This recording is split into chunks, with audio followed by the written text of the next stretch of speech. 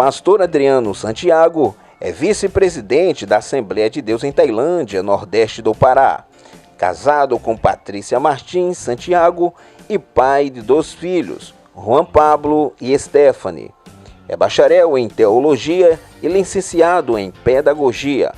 Foi jogador de futebol profissional no estado de São Paulo na década de 90, tendo que encerrar a carreira precocemente por causa de 2 cirurgias nos joelhos. Teve um encontro com Cristo em 1995 e em 2008 foi consagrado ao Santo Ministério pela Comeadepa. Pastor Adriano Santiago é o primeiro entrevistado do programa do Tassiano Cassimiro.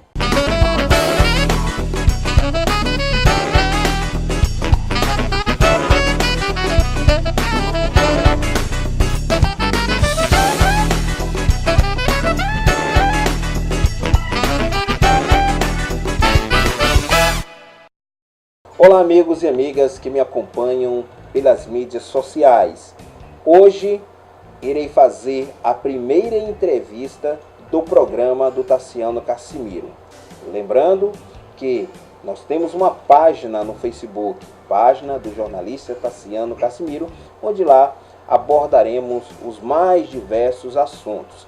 Nessa primeira entrevista, o entrevistado será nada mais nada menos que o pastor, o reverendo Adriano Santiago, vice-presidente da Igreja Assembleia de Deus aqui no município de Tailândia, nordeste paraense. Muito obrigado, pastor Adriano, por aceitar o nosso convite e vir conversar comigo aqui no programa do Tassiano Cassimiro.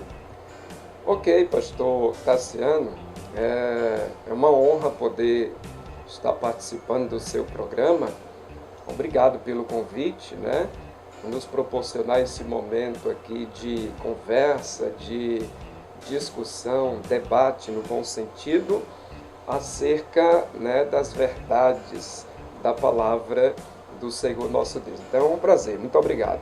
Ok, nós enviamos uma pauta, né, um tanto robusta para o reverendo, com algumas perguntas pinga-fogo, não tanto polêmicas, e talvez o pastor vai se contorcer um pouco para responder algumas delas, mas caso depois o amigo, a amiga, o irmão, a irmã que está assistindo tiver alguma dúvida, pode entrar em contato com o reverendo Adriano e ele vai esclarecer melhor algum ponto que para você não ficou um pouco, né? Então, claro, o nosso tempo é escasso, então nós seremos bastante objetivos nas perguntas e também nas respostas, tá certo? Mas fique à vontade, reverendo, para usar o tempo que o senhor entende ser o suficiente para responder as perguntas. Então, o tema dessa entrevista é ministério pastoral.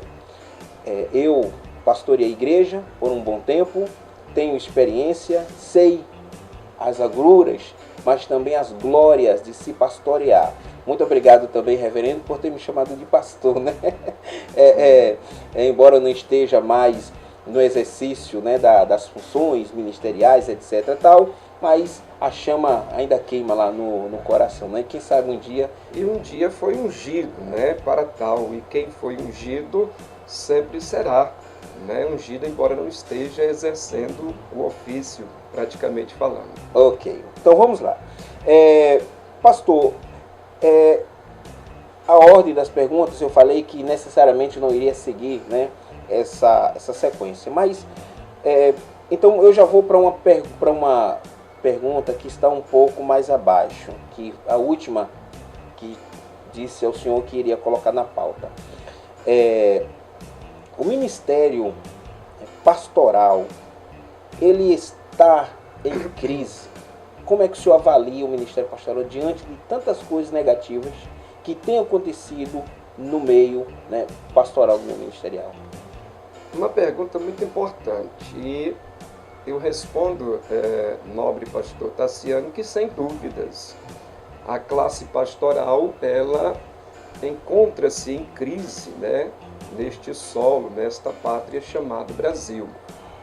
E a resposta do porquê que a classe pastoral está em crise é porque a igreja, visivelmente aos nossos olhos neste país, está em crise. E se a igreja está em crise, significa dizer que a classe pastoral também está em crise. Na verdade, né, a crise ela começa com a classe pastoral, que depois, é claro, vai despejar sobre a igreja do Cordeiro. Então essa é a prova de que a classe pastoral está em crise. É que nós temos visto uma igreja neste país que está vivenciando um momento de crise. E essa crise ela começou, segundo os estudiosos, no púlpito, né, na classe pastoral. Nós vemos aí várias crises, né, que a classe pastoral está enfrentando. Eu poderia aqui elencar algumas, como por exemplo, a crise devocional, a crise familiar, crise vocacional, que são pastores que na verdade estão exercendo o ministério, mas não foram vocacionados, não foram chamados por Deus. Então são N crises, né, que a classe pastoral ela tem enfrentado neste país, atingindo diretamente, é claro, a igreja, a noiva do Cordeiro. Ok. O apóstolo Paulo, em 1 Timóteo, né, no capítulo 3, já no versículo 1, ele diz: fiel é a palavra,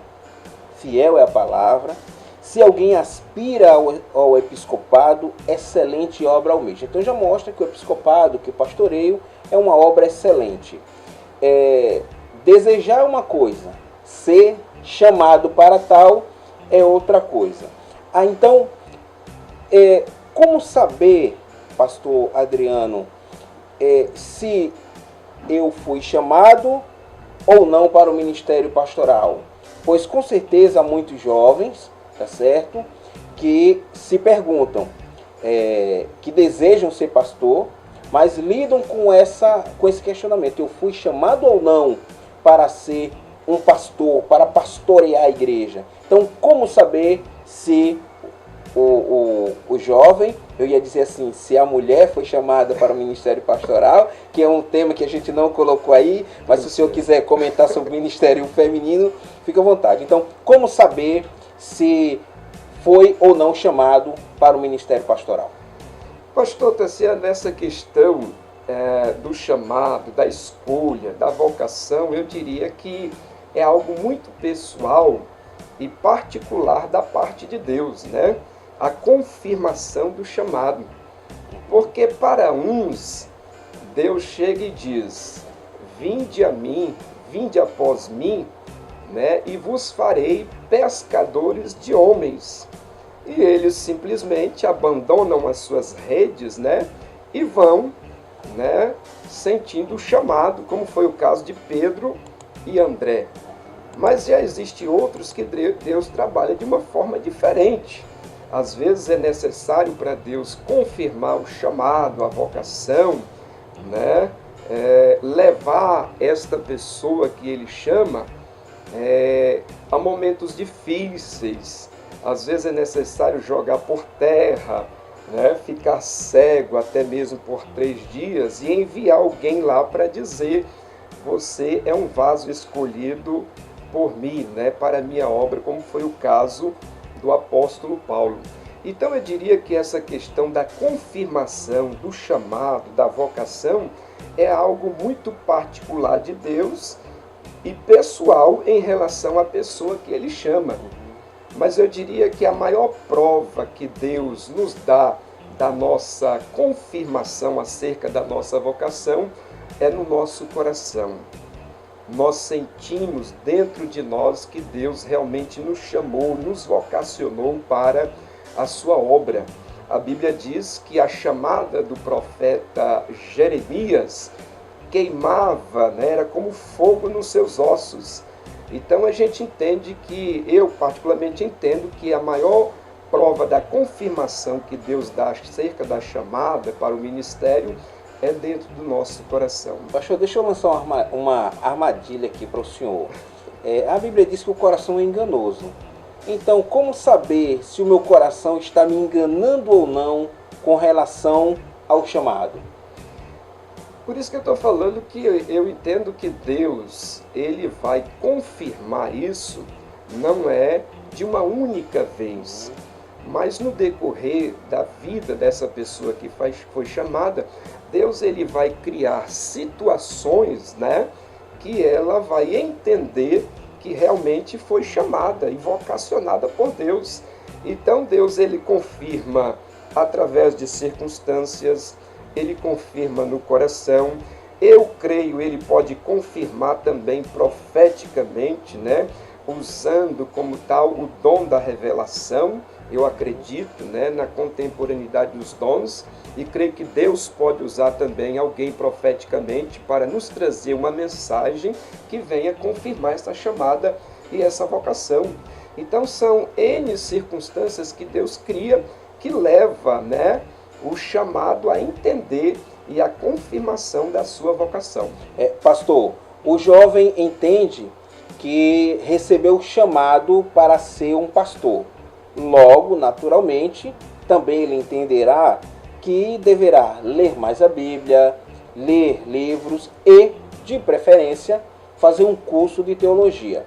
Nós vivemos em um período onde os cursos à distância se proliferaram de uma maneira, por que não dizer, até assustadora, onde a qualidade de muitos cursos de teologia lá embaixo. Cursos que oferecem um bacharelado em teologia em 3 meses, em 6 meses, em 1 ano. Pois bem, eu vou dizer que o problema não seja esses cursos em si, mas como o senhor analisa jovens que desejam ser pastores e começam a fazer os mais diversos cursos teológicos sem a supervisão de um pastor. Não quero dizer que essa supervisão é para impedir a liberdade que ele tem de estudar, de aprender as coisas. Mas não é perigoso um candidato ao ministério, um candidato ao ministério ter essa autonomia toda, a ponto de beber em todas as fontes possíveis a ele, sem um acompanhamento ministerial de homens mais experientes? Isso não é perigoso? Com certeza, pastor Cassiano. Eu acho louvável o fato de muitos jovens desejar a questão da vocação, do chamado pastoral, né? Porque eu diria que é melhor eles desejarem ser pastores do que ser qualquer outra coisa no mundo lá fora, né? Isso é um privilégio. O próprio apóstolo Paulo, ele disse, você citou, né, em 1 Timóteo capítulo 3, que aquele que deseja o episcopado, excelente obra deseja. Né? Então é algo bom, louvável, os jovens desejarem o episcopado chamado pastoral.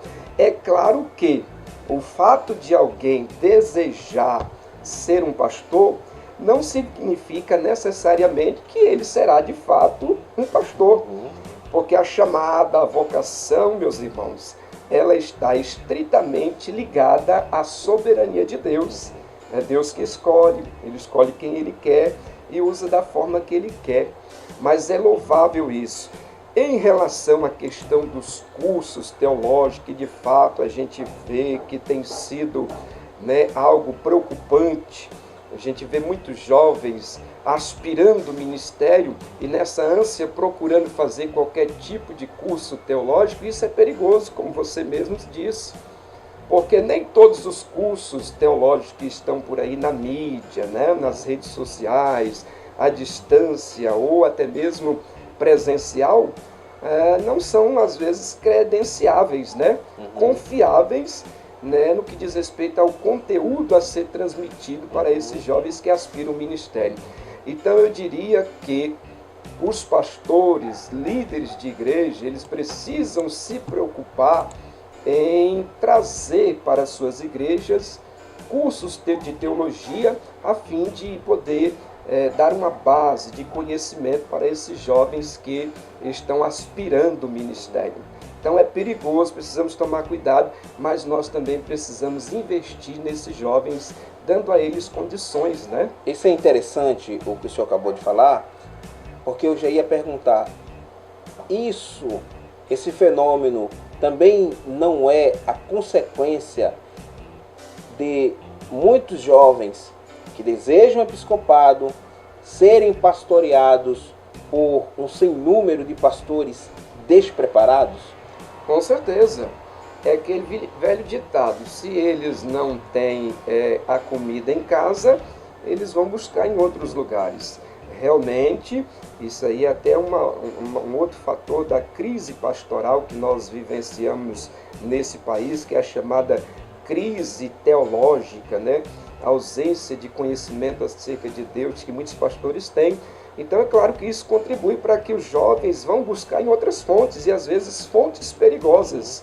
Então os pastores precisam não somente se preparar, né, para ter conhecimento e transmitir esses jovens, como também buscar, né, outras fontes, cursos que sejam confiáveis e trazer para suas igrejas para ajudar esses jovens que aspiram ao ministério. Pronto, aí eu vou pular aqui para a pergunta que eu acho que na sua sequência é a quinta, que é a questão da importância do estudo teológico. Então, vez por outra, alguns jovens entram em contato comigo das mais diversas denominações. Tassiano, me empresta um livro de teologia, etc. Mas acontece que eu tenho livros de teologia de todas as fontes. Eu tenho livros calvinista, arminiano, puramente pelagiano, semi-pelagianismo. Eu tenho livros de teologia de denominações que abertamente são contrárias àquilo que a gente entende como base do cristianismo, mas eu leio e tenho o discernimento de entender o que é e o que não é, etc. Tal. Então, e muitos jovens manifestam essa questão de que gostariam que suas igrejas tivesse mais estudo bíblico, porém aprofundado. O meu pastor não sabe pregar, não sabe ensinar aquela coisa, não tem nada na cachola, como a gente diz lá no Nordeste. Então, como o senhor avalia essa questão do estudo teológico com relação à sua importância? Só já para o senhor, aí não esqueça de trabalhar esse ponto que eu vou colocar. Muitos obreiros, por falta de conhecimento teológico, eles buscam até mesmo sermão já pronto na internet e pregam como se fosse seu. É verdade, com certeza. São sermões enlatados, né? Que já vem pré-pronto. E, pastor Tassiano, eu diria que a importância da teologia é fundamental para a igreja. Na minha denominação, a Igreja Assembleia de Deus, por muito tempo, criou-se a ideia de que teologia era coisa do diabo, né? Eu lembro disso. Pois é, você lembra disso. Isso trouxe consequências desastrosas para a igreja, como, por exemplo, a má formação de obreiros para exercer o santo ministério, que está, na verdade, respingando como consequências hoje nessa geração. Se bem que a visão da Assembleia de Deus mudou muito em relação a essa questão. Ou seja, hoje, na Assembleia de Deus, um pastor não é consagrado, não é ungido para o ministério se ele não tiver pelo menos o curso básico em teologia. Então a importância da teologia é fundamental para o pastor, é fundamental para a igreja, é fundamental para essa geração. E essa importância se dá quando nós entendemos o que é teologia. Porque ao contrário do que muitos pensam, né, a teologia não é coisa do diabo. Teologia, você sabe perfeitamente, é uma palavra grega que possui dois vocábulos, theo, Deus, e logia, estudo. Ou seja, teologia é o estudo acerca de Deus. Então, se eu leio a Bíblia, eu estou estudando teologia, né? Então, a importância do estudo teológico, da teologia, se dá pelo fato que, quando eu estudo essa matéria, essa ciência, teologia, eu me aprofundo um pouco mais no conhecimento acerca de Deus, de maneira organizada e sistemática. Então, a teologia é fundamental para esta geração e para a igreja, e principalmente para os pastores, porque o povo hoje não está engolindo qualquer coisa. Se nós, pastores, não estudarmos nós vamos ser criticados de maneira terrível, porque o povo é a era do conhecimento, né? Então a importância da teologia é fundamental. Alguns jovens me procuraram para saber sobre a questão do batismo, se o batismo é por imersão ou por aspersão, e eu disse a eles, olha, vocês não são formados em teologia, etc. São membros de uma igreja, vocês ainda estão em formação, então eu não vou debater com vocês o assunto, porque eu posso, ao invés de ajudar, prejudicar vocês e ainda trazer problemas para a igreja, porque eu vou dizer uma série de coisas, vocês vão chegar lá na igreja e vai, quem sabe, tumultuar tudo. Então procure o seu pastor. Ah, mas eu já procurei, o pastor enrola, eu disse, então continua procurando, né? Então procura outro pastor da mesma denominação para saber o que eles pensam acerca do batismo. Mas se eu for trabalhar essa questão com vocês, agora eu posso estar prejudicando vocês e também a igreja de vocês. Eu não quero fazer isso. Como repito, se fosse já formado, se tivesse a maturidade, aí a gente iria discutir os pontos. Então, veja, membros que querem conhecimento, mas não encontram conhecimento, a fonte do conhecimento de suas denominações, parece que está fechada. E aí? Realmente, essa é uma crise, pastoral que essa classe tem enfrentado, A ausência de formação, na questão da teologia. E se eu não procuro, não busco o conhecimento, estudar, não vou a fundo, então eu não tenho como transmitir isso para a igreja, para os membros. Então há essa necessidade, meus irmãos, de nós, pastores, nos prepararmos. Eu digo que o conhecimento é como uma fonte, o conhecimento de Deus. Quanto mais nós buscamos, mais nós alcançamos da parte do Senhor. Reverendo, em sua opinião, quais são hoje os maiores desafios de um pastor? Vivemos nesse período de informações constantes e rápidas, acesso a praticamente tudo, tem o seu lado positivo, mas também expõe de uma maneira mais clara, mais objetiva, o pastor, o seu ministério, a sua vida, enfim. Diante disso, na sua opinião, quais são os maiores desafios que um pastor hoje enfrenta? Verdadeiramente a gente sabe que ser pastor por si só, pastor Tassiano, já é um grande desafio, porque nós estamos lidando com pessoas, e além de pessoas, nós estamos lidando com a igreja, a noiva do Cordeiro de Deus, que foi comprada, não por preço de ouro ou de prata, como disse Pedro, mas pelo sangue do Cordeiro vertido na cruz do Calvário. Então é uma responsabilidade muito grande, até porque a Bíblia deixa claro que nós, pastores, vamos prestar conta das ovelhas que estão sob a nossa responsabilidade. Então já é um desafio gigantesco ser pastores, Mas a gente pode elencar alguns desafios que a classe pastoral ela tem enfrentado neste século, como por exemplo, vencer os conflitos existenciais do próprio ministério.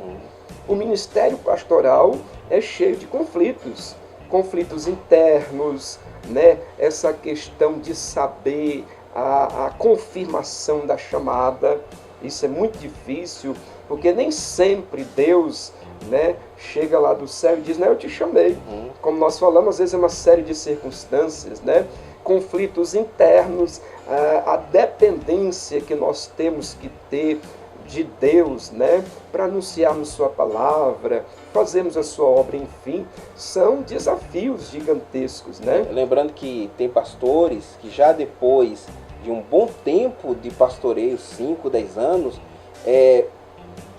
diante de algumas situações, de alguns conflitos, chegam a pensar, eu fui mesmo chamado, será que eu não estou no lugar errado? Isso já aconteceu comigo, pastor, nesses longos 11 anos, como pastor consagrado pela convenção, mas desde os meus 24 anos como cristãos, como cristão, anunciando o Evangelho. Então, existem esses conflitos internos e externos. Neemias, né, enfrentou esses conflitos, tanto internos como externos. Mas eu diria também, em segundo lugar, que é um grande desafio para a classe pastoral, é conciliar os cuidados ministeriais com os cuidados com a família e com a vida secular. Não é fácil, né, conciliar o cuidado que o pastor tem com as ovelhas, com a igreja, e ao mesmo tempo cuidar da sua família e da sua vida secular. E é muito importante o pastor entender que ele não pode deixar de cuidar da sua família, né? Primeiro vem Deus, esta é a regra básica, Deus, família, depois igreja. Paulo chegou a dizer lá em 1 Timóteo 5, verso 8, se não me foge de memória, que aquele que não cuida dos seus, e principalmente dos da sua família, é pior do que o infiel e negou a fé. Então não é fácil para nós pastores conciliar o ministério pastoral, o cuidado com a igreja, com as ovelhas e com a vida familiar e com a vida secular. Mas é um desafio nós aprendermos a conciliar isso. E um terceiro desafio que eu cito é saber... Só um detalhe, desculpe que te interromper, certo. Essa questão aí do relacionamento do pastor com a família, por exemplo, que tem filho de pastor que prefere o pastor do que o pai.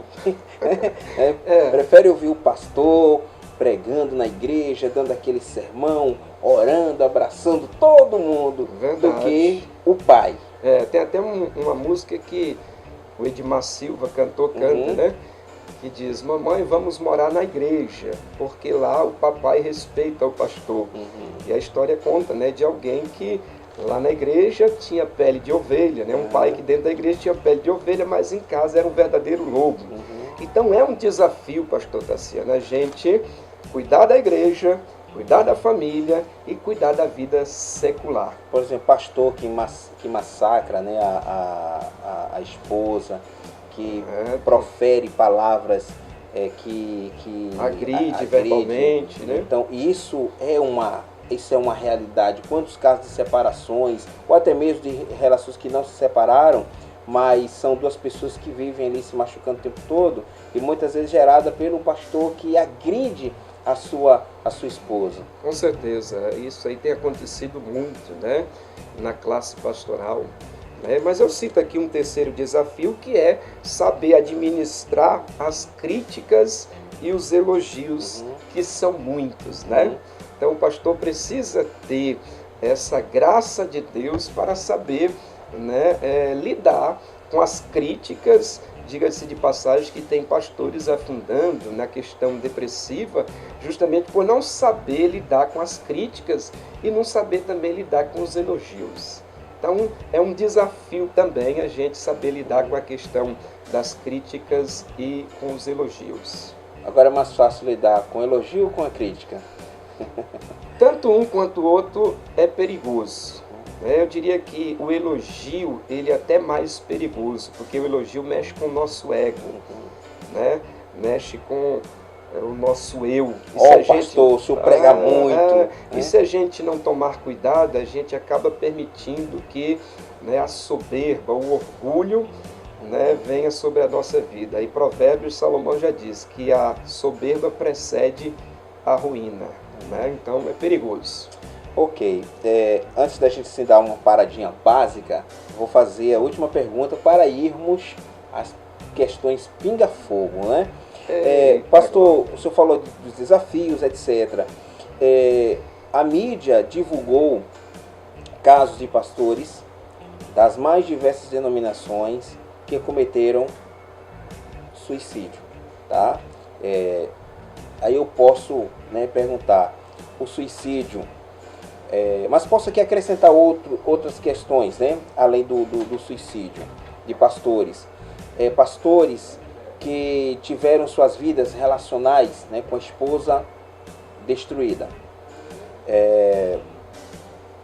Pastores que terminaram manchando seus nomes, por exemplo, no comércio local, porque compraram, não pagaram, Então, o gerente da loja quer ver aquele camarada no céu, mas não quer ver ele passando na porta do seu estabelecimento.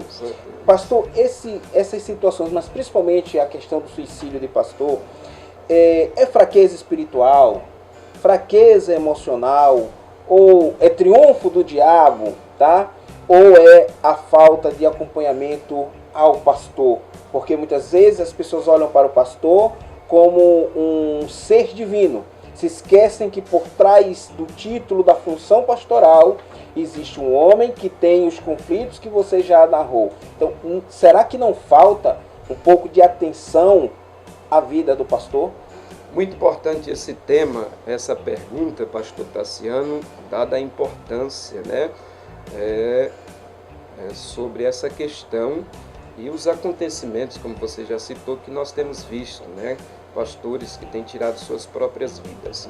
Eu diria que todos esses fatores aí que você citou, fraqueza espiritual, abalo emocional, triunfo do diabo, né? São fatores que contribuem para que isso aconteça, para que um pastor ele fique deprimido, passe por essa doença que é um dos males do século XXI, que é a chamada depressão, né? Esses fatores contribuem, porque você vai concordar comigo que um pastor, ele vivencia momentos de fraqueza espiritual. Às vezes ele perde o prazer de orar, ele perde o prazer de ler a Bíblia, e isso vai gerar fraqueza espiritual, porque como você mesmo disse, o pastor não é um ser divino, não é um super-homem, não é a quarta pessoa da Trindade. Então ele vivencia esses momentos de fraqueza que pode culminar num momento de depressão. Ele também vivencia momentos de abalos emocionais, porque ele possui alma, né, como qualquer outro ser humano, e às vezes os problemas relacionados à família, ao ministério, esses conflitos, geram esses abalos emocionais. Mas o pastor também, ele é muito atacado pelo inimigo de nossas almas, né? Na verdade, ele é o alvo principal, conforme disse Jesus, se não me foge a memória, lá em Mateus 26:31, ferirei o pastor e as ovelhas se dispersarão. Então, todos esses fatores aí podem culminar nisso, mas eu quero citar o principal que você disse, que é a falta de assistência, de ajuda, de acompanhamento a essa classe chamada pastoral. Porque o pastor, Tassiano, ele é alguém que investe nas pessoas. E muitas vezes não tem ninguém que investe na sua vida. O pastor é alguém que procura dar atenção para as pessoas. E muitas das vezes não existe pessoas que dão atenção para o pastor. Quantos pastores, por exemplo, nesse momento, obreiros, estão em lugares longe da zona urbana, cuidando de pessoas, porém ele mal recebe uma visita, mas continua tendo seus conflitos os mais diversos, mas não encontra o apoio, né? o suporte que ele necessita. Às vezes não come direito, que às vezes nem sempre recebe um valor, né, que dê para ele viver com dignidade, com tranquilidade. Com certeza. A questão da solidão, né? O pastor, ele é um ser humano solitário. A vida pastoral ela é solitária, né? Solitária, né? Ela é solitária, então... Porque assim, a igreja tem um pastor para conversar, e o pastor... Às vezes não tem ninguém para desabafar. Então, todos esses são fatores que contribuem, mas essa questão do acompanhamento pastoral, inclusive muitas igrejas, e nós estamos aqui na nossa igreja com um projeto exatamente para trazer para a nossa igreja, é uma conferência de pastor para pastor, que vai exatamente ajudar, auxiliar o pastor nessa questão. Ok, então nós vamos aqui dar uma paradinha, tá certo? E daqui a pouco voltaremos com a parte final, né, dessa entrevista com o pastor Adriano Santiago, vice-presidente da Igreja Assembleia de Deus. Eu, Tassiano Casimiro, fui às Óticas Diniz. Lembrando, pastor Adriano, que toda a minha família, minha mãe, né, esses parentes mais próximos, né, quando pensam em óculos, pensam em Óticas Diniz, simplesmente a maior rede de óticas do Brasil, né? E temos Óticas Diniz aqui em Tailândia. Eu fui às Óticas Diniz, confira.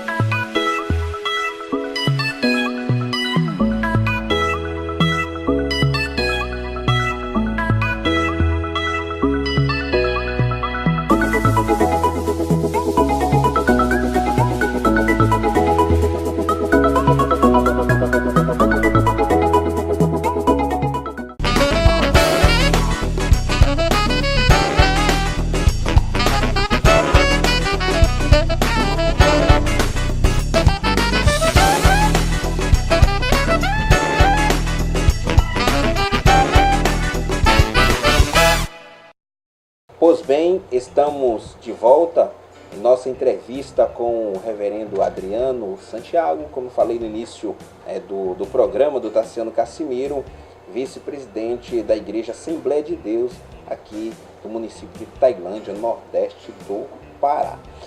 Pastor Adriano, agora vamos para as perguntas pinga-fogo, né? Aquelas perguntas que têm, já por natureza, um teor um pouco mais polêmico. O senhor é contra a pena de morte e o aborto? Se é contra, por quê? E se não é contra em algum ponto, por que também? Essa de fato é uma pergunta pinga-fogo, como Vossa Excelência disse. Na verdade, duas perguntas em uma só, né? Só. Mais importante, né? Dado inclusive ao contexto que nós estamos vivenciando aí nesses últimos dias e meses, né? Pastor, na questão da pena de morte, eu quero dizer que eu sou extremamente contra. Sou extremamente contra. A pena de morte. A pena de morte. E em todo caso, você é contra a pena de morte? Sou contra a pena de morte. Primeiro, porque, segundo as Escrituras, que é a base da nossa fé, só Deus tem o poder de tirar e de dar a vida a um ser humano, conforme diz em Deuteronômio. Eu sei perfeitamente que o Antigo Testamento, né, o período veterotestamentário, havia uma permissão na lei da parte de Deus para que isso acontecesse. Só que eu queria dizer a todos nessa oportunidade que nós não vivemos mais pela lei. Nós vivemos pela graça. E quando se fala de graça, fala-se de favor imerecível, que nós, seres humanos, não merecemos. Ok, pastor, mas Deus... desculpa assim lhe interromper. Mas no Novo Testamento, no caso de Romanos, né, 13, o apóstolo Paulo, supostamente, eu digo supostamente porque pessoas podem entender diferente, embora o texto seja muito claro. Ele reconhece o poder do Estado romano em aplicar a pena capital, que no caso seria a espada. Mesmo assim, o senhor, no caso, tende a compreender esse texto em um contexto específico, sem entender que ele está legitimando a pena de morte, e continua com o entendimento de que nesse período em que nós vivemos, a graça é que deve imperar? Veja bem, eu sei o texto que você citou, Romanos capítulo 13, de fato, né, a gente percebe ali que Paulo, ele usa até a expressão dizendo que a autoridade, ela detém a espada, né? Isso. Então a gente percebe que há uma brecha nesse sentido para que as autoridades, em determinadas situações, ela use, né, esse poder que tem. Mas aí eu entendo que ali o texto está falando de uma circunstância. Ou seja, exemplo, Paulo não está formulando uma doutrina. Exemplo, um confronto entre autoridades, entre policiais, né, e narcotraficantes. A pergunta é, o policial vai atirar ou ele vai mandar flores? Ou ele vai receber bala? Então, nesse sentido aí é que eu entendo que o apóstolo Paulo ele está dizendo que a autoridade ela detém a espada, né? O poder dado por Deus. Nessa circunstância, em um conflito, né, entre autoridades, né, policiais e bandidos, eu creio sim que a autoridade tem o poder de reagir e, consequentemente, tirar a vida, né, daquela pessoa que está confrontando com eles. Então, em tese, o senhor é contra a pena de morte, injeção letal, cadeira elétrica? Aí sim, porque eu entendo que a pessoa, ela já está presa, ela já pode ser sentenciada, né, depois de ser julgada dentro dos trâmites normais, ela já pode ser condenada à prisão perpétua ou a qualquer outra pena, menos a execução, a pena de morte, por causa desse princípio que só Deus tem o poder de tirar e dar a vida. Então, e além do mais, pastor Tassiano, a justiça dos homens é falha. Você já pensou se a pena de morte fosse aprovada no Brasil, onde as leis favorecem aos poderosos? Iria morrer muitos e muitos inocentes no lugar dos bandidos. Nos Estados Unidos, que tem um sistema, né, judiciário, uma legislação muito mais efetiva do que a nossa aqui. Já acontecem erros, então a justiça dos homens é falha. Isaías chegou a dizer que a nossa justiça ela é como trapo de imundícia, ou seja, não tem valor nenhum diante dos homens, diante de Deus. Então, por causa disso, eu sou contra. Reverendo, agora em relação ao aborto, dizer que é contra o aborto não anula a realidade de que o aborto acontece. Quem tem dinheiro vai numa clínica, né, tal, clandestinamente, mas com médico bom, com os equipamentos bons, etc., e faz o aborto. Quem não tem, compra um remédio não, uma substância lá química, ou procura um açougueiro, entre aspas, nenhum desrespeito ao açougueiro, essa é uma metáfora, né? Então, e aborta, e na maioria das vezes morre, ou leva sequelas para o resto da vida.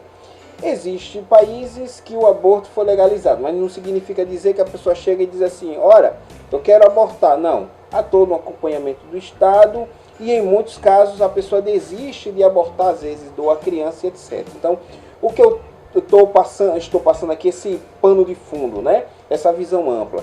Então, o senhor é contra ao aborto em todos os pontos, ou o senhor acompanha o entendimento, né, do Supremo Tribunal Federal, que há casos específicos? Então, como é que o senhor analisa isso? Até porque eu sei que a sua resposta, ela também está dentro de uma cosmovisão cristã, né? O senhor não vai responder somente com base na lei humana, tem o aspecto teológico também.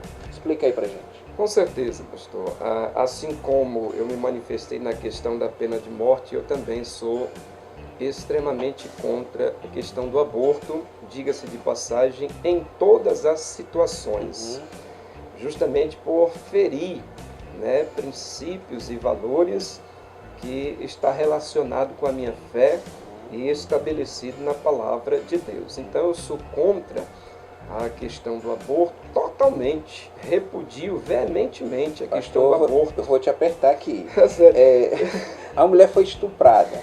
Eu sei. Inclusive, é contra si mesmo. Inclusive, nessa calorosa discussão política, poucos dias atrás, veio esse debate no Facebook comigo e um amigo meu que jogou futebol, porque eu fui jogador de futebol profissional, lá no estado de São Paulo, né? Meu grande amigo Clesiomar Camilo, nós debatemos essa questão e ele citou o que você disse. Eu sou contra o aborto porque a vida, ela começa no ato da concepção.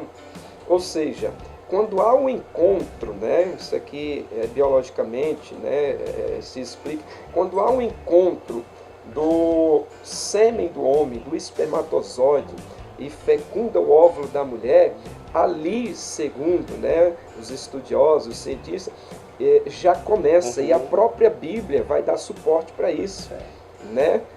Ali já começa a vida, ali já começa a bater o coração de um ser, diga-se de passagem, um ser indefeso, né? Que não tem nenhuma condição de reagir a algo que vem contra ele. Então ali já começa a vida, diferentemente do que muitos extremistas declaram, né? Então, por essa razão, a vida começar no ato da concepção, eu sou contra veementemente ao aborto. A questão do estupro, muito bem, é uma questão a ser discutida, né? Uma mulher que é estuprada por um marginal e ela é engravida de uma criança, essa mulher tem o direito de abortar? Eu diria, ela não tem esse direito, porque ela não tem poder sobre aquela vida que está gerando. Aquela vida ali que está gerando no seu interior, tem o direito de viver como qualquer outro ser humano. E eu colocaria algo importante aqui. Não seria necessário essa mulher que foi estuprada, ela ser acompanhada por psicólogos durante a sua gestação e depois que ela viesse a dar à luz, se caso ela não quisesse ficar com a criança, encarregasse esse bebê para o centro de doação, então isso é algo importante. Ou seja, ela tem opções além do ela tem aborto. Exatamente. Até porque, pastor Tarcísio, eu gostaria de colocar aqui que um único amor no planeta Terra que não se iguala, mas chega a ser assim, até comparado com o amor de Deus, é o amor de mãe. Isaías 49, versículo 15, se não me foge a memória. Pode a mãe esquecer-se tanto do filho que amamenta, que não se compadeça dele? Será que essa criança, ao nascer, e essa mãe olhar para essa criança, ela não vai amá-la ao ponto de nem querer doar, mas querer ficar com essa criança? Então, aí é uma questão, é um ponto a ser discutido, né? Os nossos governantes investir em políticas públicas que dê um suporte para essas mães, né, que foram estupradas, acompanhamento psicológico, para que ela tenha uma boa gestação e depois, se ela não quiser ficar com a criança, ela encaminhar para a doação. E diga-se de passagem, tem tanta gente querendo adotar uma criança, é verdade ou não é? É verdade. Então, eu sou também veemente contra ao aborto em qualquer circunstância. Ok, então tá aí a resposta, né, do reverendo Adriano Santiago em relação a essas duas perguntas feitas em uma só, né? Pergunta de um cunho um tanto polêmico, mas o pastor expôs muito bem o seu entendimento. Só vou citar aqui uma frase do pastor Silas Malafaia. Ele diz que o aborto é o massacre dos poderosos contra os inocentes e indefesos. Isso é uma verdade. Okay. Agora, pastor Adriano, nós temos aqui a penúltima pergunta, né, desse bate-papo aqui com o senhor, que na verdade não é uma pergunta, né? É uma frase feita por um pastor, certo? Que eu vou colocar como uma pergunta aqui para o senhor. Então, eu sou pastor, né? Eu sou pastor, ou seja, a pessoa que fala diz que é um pastor, mas não leio muito. Ele lê, mas não lê muito. E não oro muito. A pessoa realmente não está lendo o quanto deveria, nem está orando o quanto deveria, mas é um pastor. Pergunta, e agora? Uma pergunta boa. Eu diria para essa pessoa, né, que é melhor ela ser pedreiro, carpinteiro, né, fazendeiro, ou qualquer outra pessoa, ou qualquer outra profissão, menos pastor. O pastor não sabe nem onde está o livro de Abacuque. Pois é. Então, eu diria para essa pessoa isso, é melhor ela ser pedreiro, carpinteiro, né, fazendeiro, marceneiro, menos pastor. Porque a principal função, e você sabe disso, pastor Tassiano, de um pastor é apacentar. E a palavra apacentar significa, primeiramente, levar a pastar. Ou seja, é alimentar. É nutrir as ovelhas com o alimento espiritual, que é a palavra de Deus. Logo, Eu entendo que se esse pastor não gosta de ler, então como é que ele vai saciar, nutrir, alimentar a fome de suas ovelhas, né? Então, é um ponto. Como é que o pastor vai dar cobertura espiritual para o seu rebanho se ele não tem o desejo de orar, de habitualmente, né, viver uma vida de oração? Então, essa questão de ler, de estudar e de orar são coisas essenciais, fundamentais para a vida de um pastor. Faz parte da sua vida devocional que ele tem que ter todos os dias. O pastor tem que ter o seu momento de estudo, de leitura e de oração para que ele possa se preparar no conhecimento e na graça de Deus para alimentar as suas ovelhas. Eu tinha mais ou menos 17, 18 anos e já pregava, né? Muitos obreiros tinham inteira confiança em mim, no meu trabalho, então me chamavam para pregar. E eu me deparei com o pastor nessa situação. Ele me chamou para fazer um lanche, nos sentamos, e já era um pouco tarde, e ele disse assim: Tassiano, eu não leio a Bíblia há muito tempo, eu não oro há muito tempo. Falou com todas essas letras. Em outra ocasião, em um ministério lá em Maceió, em um culto que chamavam de administrativo, então os pastores, né, de tudo quanto é bairros e municípios vão para a igreja, para a sede, por assim dizer, e um pastor lá não sabia, por exemplo, da existência de alguns profetas menores. E ele ficou procurando a Bíblia e não sabia onde estava. E alguns pastores começaram assim, a achar engraçado, a rir, e ele perguntou se tinha na Bíblia mesmo aquele personagem.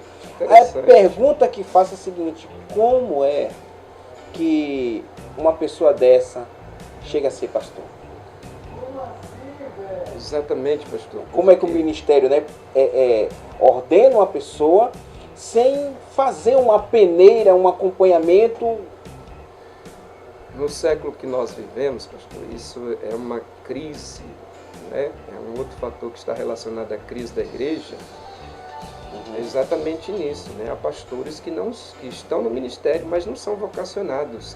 É aquela frase que eu gosto muito, né? Que dizia o pastor João Batista: eles são de direito, mas não são de fato. São de direito porque têm uma credencial, mas não são de fato porque não foram chamados por Deus.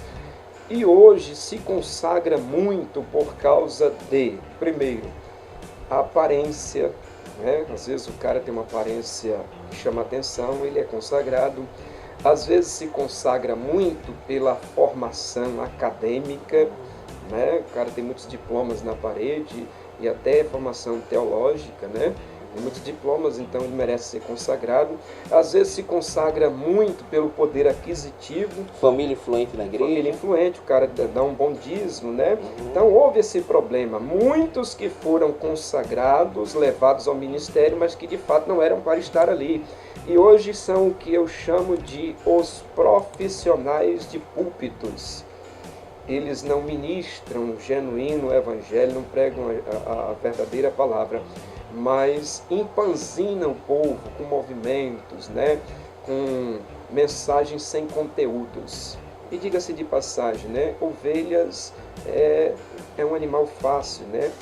De se, digamos assim, de cuidar, de se levar, né? De se manipular. Então hoje o povo é muito manipulado, né? Por esses profissionais do púlpito. Não tem conteúdo, não tem Bíblia, não tem conhecimento, mas empanzina o povo com mecanismos, né, macetes teológicos, invenções. Infelizmente isso a igreja está vivenciando. Ok, a última pergunta agora vou fazer ao pastor Adriano. Reverendo Adriano, diante de tudo que nós conversamos aqui, né, assuntos um tanto polêmicos, né, foram aqui abordados, outros de cunho muito prático, né, relacionado à vida ministerial, à oração, a questão da leitura da Bíblia, o reconhecimento no que diz respeito às crises existenciais pelas quais passa um obreiro e a necessidade desse acompanhamento, mas também em nenhum momento o senhor ignorou a realidade de problemas, né, voltados à vida pastoral, com a família e em outras situações. Aí eu pergunto para o senhor que o que fazer para ter um ministério pastoral bem-sucedido? E quando eu falo um ministério pastoral bem-sucedido, é justamente levando em consideração ao que a Bíblia considera ser um ministério bem-sucedido. Porque uma igreja pode ser, um pastor pode ter uma igreja com 4.000 membros e ter um dízimo altíssimo, mas espiritualmente não ser uma igreja, não ser um ministério bem-sucedido. Então, o que fazer para ter um ministério pastoral bem-sucedido? Uma pergunta muito boa também, e você colocou algo importante, né? O que significa ter um ministério bem-sucedido? Isso é importante, essa questão, porque, pastor Tassiano, você vai concordar que na visão de hoje, né, ter um ministério bem-sucedido na verdade, pastorear grandes igrejas, estar na mídia, ocupar os maiores púlpitos das maiores igrejas desse país, na verdade, ter um lugar, né, de destaque no estrelismo do mundo gospel. Então isso é ter um ministério bem-sucedido hoje, na visão de muitos, não são poucos. E eu discordo plenamente disso. Eu discordo plenamente disso porque nem todos foram chamados por Deus para estar na mídia. Nem todos foram vocacionados por Deus para pastorear grandes igrejas, estar nos grandes centros, ocupar os grandes púlpitos, né? Um exemplo claro que vem aqui na minha memória é que Isaías profetizou no palácio para a elite, né? A elite de Israel, enquanto que Amós, ele era boieiro e cultivador de sicômoros, e profetizava no deserto de Tecoa. Então, existem uns que Deus levanta para pescar em oceanos, mas existem outros que Deus levanta para pescar em aquários, né? Em lagos, em igarapés. E nem por isso há uma diferença no que diz respeito à questão vocacional, né? Então há essa visão hoje, até porque não adianta eu alcançar um ministério bem-sucedido na terra e não ser bem-sucedido diante de Deus. Não é verdade? Não adianta. Mas eu diria que o segredo para ter um ministério bem-sucedido, pastor Tassiano, é estar no centro da vontade de Deus. É você cumprir com aquilo que Deus lhe chamou, independentemente da posição, do lugar e do status que você esteja. Existem profetas na Bíblia que a Bíblia nem cita o nome deles, mas tiveram sua importância. 1 Samuel 2 fala de um profeta que trouxe uma mensagem para Eli e lá utiliza o artigo indefinido. Um homem de Deus, um profeta. Mas eles tiveram com certeza seu ministério reconhecido diante de Deus. Porque o importante é isso. Nós temos o nosso ministério reconhecido diante de Deus. E para isso é preciso estar no centro da vontade de Deus. Eu vou citar aqui Atos dos Apóstolos, capítulo 20, versos 22 e 23. Paulo disse, quando ele estava se despedindo dos anciãos de Éfeso, ele diz assim: "E agora eis que ligado, eu pelo Espírito vou para Jerusalém, não sabendo o que lá me há de acontecer, senão que o Espírito Santo de cidade em cidade me revela, dizendo que me esperam prisões e tribulações. Mas em nada tenho a minha vida por preciosa, contanto que cumpra com alegria a minha carreira e o ministério que recebi do Senhor Jesus para dar testemunho da graça de Deus." Isso aqui é um ministério bem sucedido. Paulo sabia que esperava na prisões, cadeias, tribulações, porque o Espírito Santo já havia revelado, mas mesmo assim ele disse que o importante era ele cumprir com o seu ministério, com a sua chamada, ou seja, está no centro da vontade de Deus. Então o segredo é esse, para se ter um ministério bem sucedido, independentemente de posição, status, conforto, é estar no centro da vontade de Deus. Se é numa cidade grande, numa grande igreja, amém, mas se é lá no meio da floresta, no meio dos índios, amém também. Amém também. Então é isso aí. Quero agradecer mais uma vez ao reverendo Adriano Santiago, repito, vice-presidente da Igreja Assembleia de Deus, aqui do município de Tailândia, por ter atendido o nosso convite, né, e prontamente veio aqui, inclusive dando exemplo de pontualidade. Isso é britânico não, né? Não, né? Chegou aí 10 minutos antes, né, do horário aqui da gente começar a entrevista. Então agradeço de coração o fato de ter atendido e ter vindo até nós. Quero aqui agradecer a maior rede de óticas do Brasil e também de Tailândia, as óticas Diniz. Você vai ver novamente aí o VT, o Tassiano Casimiro lá nas óticas Diniz. Esse óculos aqui é das óticas Diniz, então sou cliente. É cliente também, então temos aqui dá uma focada aí no nosso pastor Adriano, também é cliente das óticas Diniz, então qualidade, né? Isso, atendimento super diferenciado. A Soraya, a Dani, a Paula, eu sempre me atrapalho o nome da outra, Clênias, eu sempre me atrapalho o nome dela, mas ela sabe que eu estou me referindo a ela. Então, uma equipe que atende a todos que chegam com um padrão, com um carinho imenso, né? Tem a aguinha gelada, tem o picolé, tem uma série de... Não vou mencionar as outras bebidas não, né?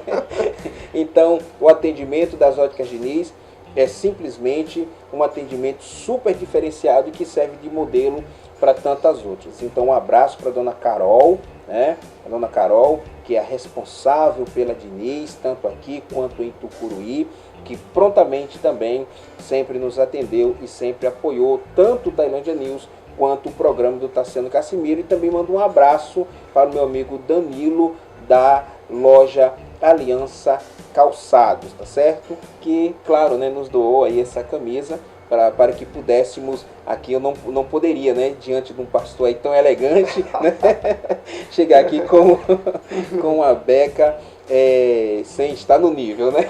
Então, um abraço aí para os amigos, para o meu amigo Danilo, né, e todos aqueles que fazem parte da Aliança Calçados e, repito, das óticas Diniz. Então, um grande abraço a todos vocês. Pastor, suas considerações finais, gostaria que você deixasse, né, uma palavra, né, para quem já é pastor e para aqueles que desejam adentrar ao ministério pastoral.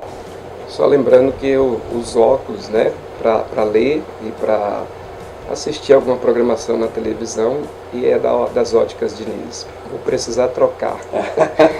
Mas eu queria deixar aqui o que está revelado nas Escrituras, escrito pelo apóstolo Paulo, se me foge a memória, 1 Timóteo capítulo 3, exatamente o versículo que nós já citamos, que diz que aquele que deseja o episcopado, excelente obra é.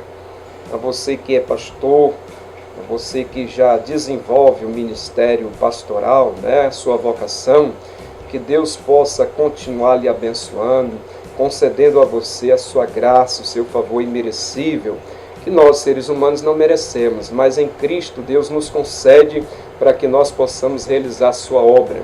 E você que almeja, deseja o ministério pastoral e sente de Deus no seu coração esta chamada, este fogo, continue, meu querido, continue buscando, orando, lendo, alcançando conhecimento, crescendo na graça e no conhecimento de nosso Senhor e Salvador Jesus Cristo. Tá certo? Que Deus abençoe. A minha oração é que o ministério de vocês seja cada dia mais profícuo, né? O ministério na presença de Deus, e que Deus possa conceder a vocês esse favor para continuar fazendo a obra de Deus. Lembrando que tudo que nós fazemos para Deus aqui não é em vão. Um dia Deus vai nos recompensar e nos galardoar pelo trabalho árduo do ministério pastoral. Deus abençoe a sua vida. Ok, pastor, muito obrigado mais uma vez. Prazer, Certo? Obrigado, eu. Então é isso, amigos. Um grande abraço e até nosso próximo encontro. E não esqueça de curtir a página do jornalista Tassiano Cassimiro. Está lá todos os tópicos que nós pretendemos abordar aqui. Jornalismo, política, economia, educação. Estamos preparando uma entrevista muito boa com alguns professores sobre educação. Então curte lá a minha página e acompanhe-me também. Me acompanhe pelo Tailândia News Brasil e pelo YouTube. Eu também estou no YouTube, tá? Maravilha. Tanto pelo Tailândia News quanto pelo meu canal lá, Tassiano Cassimiro. E também estou no Instagram. Não pode esquecer. Passar o relatório completo, né? Então, grande abraço, pessoal. Fiquem todos com Deus e até o nosso próximo encontro.